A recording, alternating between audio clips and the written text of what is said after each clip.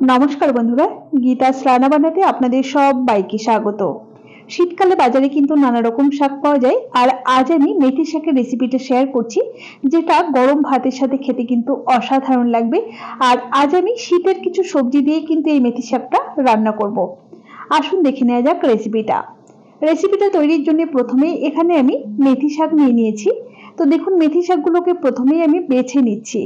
মেথি শাকের যে ডাঁটাটা রয়েছে এটাকে কিন্তু ফেলে দিতে হবে, এটা কিন্তু তেতো হয় খেতে, সেই জন্য শুধুমাত্র পাতাগুলোকে আমরা বেছে নিচ্ছি। আর মাথার দিকের অংশটাও কিন্তু নিয়ে নিচ্ছি। এভাবে কিন্তু আমি সমস্ত শাকগুলোকেই বেছে নিয়েছি। এখন এই শাকগুলোকে আমি প্রথমেই খুব ভালোভাবে ধুয়ে নেব। ধোয়ার পর কিন্তু শাক কাটতে হবে। আর দেখুন কত ডাঁটা বের হয়েছে, এগুলোকে কিন্তু ফেলে দিতে হবে। তো দেখুন, আমি এখানে শাক কেটে নিয়েছি আর শীতের কিছু সবজি কেটে নিয়েছি। দেখুন, এরকম ছোট ছোট করে আমি 4 থেকে 5টা সিম কেটে নিয়েছি, আর নিয়েছি একটা মাঝারি সাইজের বেগুনের অর্ধেকটা পরিমাণ বেগুন।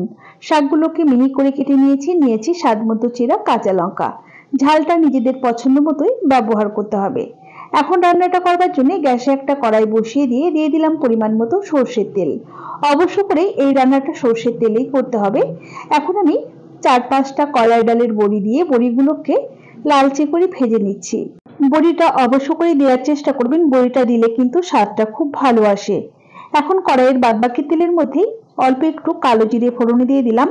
কয়েক সেকেন্ড ভাজা হলেই 5 থেকে 6 কোয়া রসুনকে থেতো করে সেটাও দিয়ে দিয়েছি। মেথি শাকের মধ্যে রসুন ফোড়নটা কিন্তু বেশ ভালো লাগে, কেউ যদি অপছন্দ করেন সেক্ষেত্রে না দিলেও চলবে। তবে রসুন দিলে রসুনটাকে লো ফ্লেমে মোটামুটি 30 থেকে 40 সেকেন্ড সময় ধরে ভেজে নিতে হবে, যাতে রসুনের কাঁচা গন্ধটা চলে যায়। রসুনটা এরকম ভাজা হয়ে গেলে স্বাদ মতো চেরা কাঁচা লঙ্কা দিয়ে লঙ্কাটাকেও হালকা একটু ভেজে নিচ্ছি। কয়েক সেকেন্ড একটু ভেজে নেওয়ার পর আগে থেকে কেটে ধুয়ে পরিষ্কার করে রাখা সিম আর বেগুনগুলো দিয়ে দিচ্ছি। এই সিম বেগুনটাকে প্রথমে নাড়াচাড়া করে একটু ভেজে নিতে হবে। খুব বেশি সময় ধরে ভাজবার প্রয়োজন নেই, মোটামুটি মিনিট 2 সময় ধরে ভেজে নিচ্ছি। চাইলে কিন্তু আপনারা এর মধ্যে একটু মিষ্টি কুমড়ো ব্যবহার করতে পারেন। দেখুন, একটু ভাজা হওয়ার পর মেথি শাকগুলো দিয়ে দিলাম, সাথে দিয়ে দিচ্ছি স্বাদ মতো লবণ আর খুব সামান্য পরিমাণে একটু হলুদ গুঁড়ো। শাকের মধ্যে হলুদ কিন্তু না দিলেও চলে। এখন খুব ভালোভাবে নাড়াচাড়া করে নিচ্ছি। দেখুন, খুব তাড়াতাড়ি কিন্তু মজে গেল, যেহেতু শাকের পরিমাণটা খুব কম। এখন আমি গ্যাসের ফ্লেমটা কমিয়ে রেখে ঢাকা দিয়ে মিনিট 3 অপেক্ষা করব। 3 মিনিট পরেই ঢাকাটাকে ওপেন করে নিলাম। দেখুন, বেশ সুন্দর কিন্তু সমস্ত কিছুই মজে গেছে। একটু নাড়াচাড়া করে নিচ্ছি।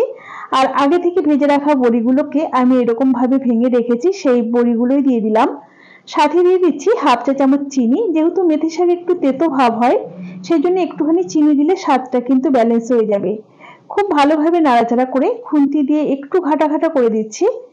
আপনি যদি আমার চ্যানেলের নতুন বন্ধু হয়ে থাকেন তাহলে অবশ্যই পাশে থাকা বেল আইকন সমেত আমার চ্যানেলটিকে সাবস্ক্রাইব করে নেওয়ার অনুরোধ রইল। দেখুন, মোটামুটি আরো 2 থেকে 3 মিনিট ঢাকা দিয়ে রান্না করে নিয়েছি। এখন ঢাকাটাকে ওপেন করে খুব ভালোভাবে একবার নাড়াচাড়া করে মিশিয়ে নিচ্ছি। দেখুন, তৈরি হয়ে গেল আমাদের দারুণ সুস্বাদু মেথি শাক। আমার এই মেথি শাকের রেসিপিটা আপনাদের কেমন লেগেছে অবশ্যই আমাকে কমেন্ট বক্সে কমেন্ট করে জানাতে ভুলবেন না যেন। ভালো লাগলে অবশ্যই একটি লাইক করবেন আর বন্ধুদের সাথে প্রচুর প্রচুর শেয়ার করবেন। তাহলে আজ এই পর্যন্তই। সকলে ভালো থাকবেন, সুস্থ থাকবেন। হাজির হয়ে যাব নতুন কোনো রেসিপি নিয়ে। ধন্যবাদ।